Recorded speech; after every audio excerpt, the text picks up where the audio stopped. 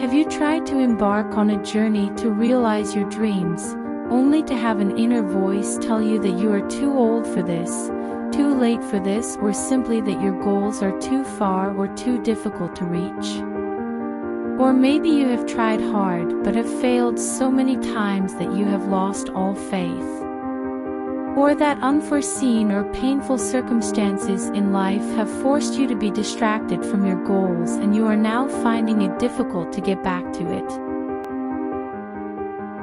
Before you let these negative inner voices and difficult circumstances drown your motivation and falsely lead you to believe that you have passed your prime to realize your dreams, I hope you can muster enough courage and strength to hit the mute button on your negative inner dialogue and stay with me as I share the following story.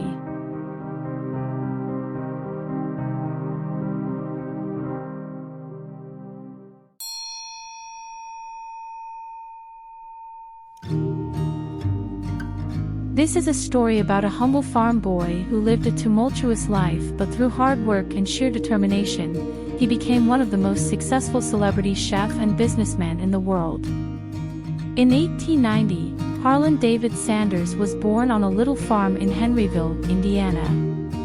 Little Sanders had a bad start in life.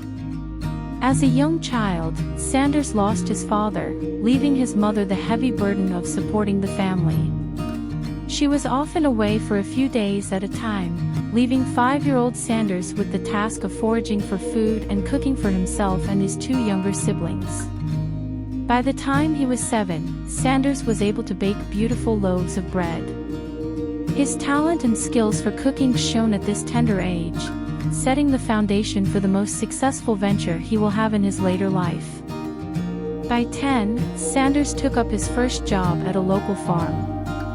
This is the age where children should be focused on school education, but circumstances have forced this little boy to take time away from his education to perform laborious and strenuous work in exchange for cash.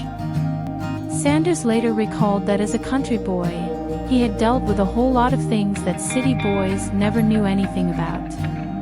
He learned how to thrash wheat at the farm and often had to carry 160-pound sacks from the thrashing machine to the stockpile with his teeth.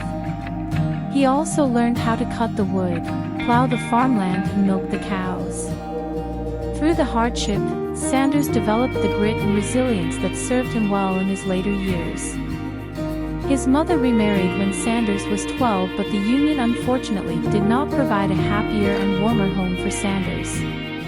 Instead, he had a strained relationship with his stepfather and was often physically abused by him. Sanders later dropped out of school and eventually left home.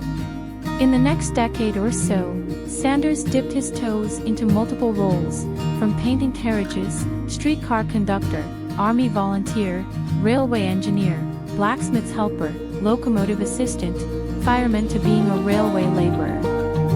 None of these jobs last for long and often ended after he got into fights with his colleagues or after illness. Despite the setbacks, Sanders will often spend the night studying law by correspondence through a university after his day work. After a while, Sanders was able to practice law, but an unfortunate event of a courtroom brawl with his own client ultimately destroyed his reputation and ended his legal career. This was a period of a real low point of his life, one that forced him to move back in with his mother to reset his life. Sanders then went on to be a railroad laborer and insurance agent, but unfortunately was again fired for insubordination. Before 30, he had already encountered a fair share of setbacks. Nevertheless, he never lost faith in himself and did not let this deter his determination to succeed. By 30, Sanders went on to establish a ferry boat company which became an instant success. He eventually cashed out his business and used the money to establish a company selling acetylene lamps.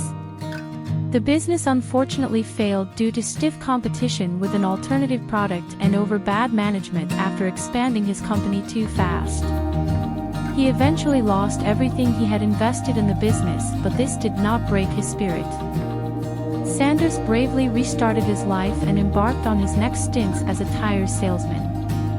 The job gave him a period of stability, but a serious car accident landed him injured and cost him his job.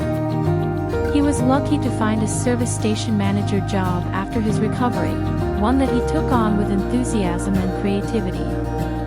He introduced free windshield cleaning and tire filling service along with gasoline refills to customers, something that was uncommon at that time. This had gained popularity with customers and boosted his gasoline sales. He was able to make good money for a while until unfortunately everything fell apart again, this time along with many others during the Great Depression and the drought that followed. The gas station may have been doomed, but Sanders would later realize that it was one of the most important turns of his career. It led to opportunities that finally turned Sanders' theatricality and salesmanship into strengths. By 40, Sanders took another shot and started a restaurant business at a second gas station and started to put his knowledge of food and cooking to work. He would cook and cater to all those who visited the gas station. He called it a service station. But all wasn't hunky-dory. Soon trouble started brewing between him and his rival gas station owner. Disagreements between them led to both firing shots, ultimately leading to the death of an employee at Sanders' gas station. Bad luck in his career seemed to follow Sanders into his family life as well. His wife was not happy with his inability to stay at a job, and the tragic death of his son ultimately led to his divorce. The bloody affair and divorce left Sanders stunned and depressed, but that did not deter Sanders to move on to set up his first, full-fledged restaurant. During this time, Sanders had perfected his famous chicken recipe and his local popularity grew. By 49, Sanders struck gold. He had discovered a method of pressure cooking that will cook his chicken faster and better. At the age of 62, he franchised his secret, Kentucky Fried Chicken, and experienced his first taste of success.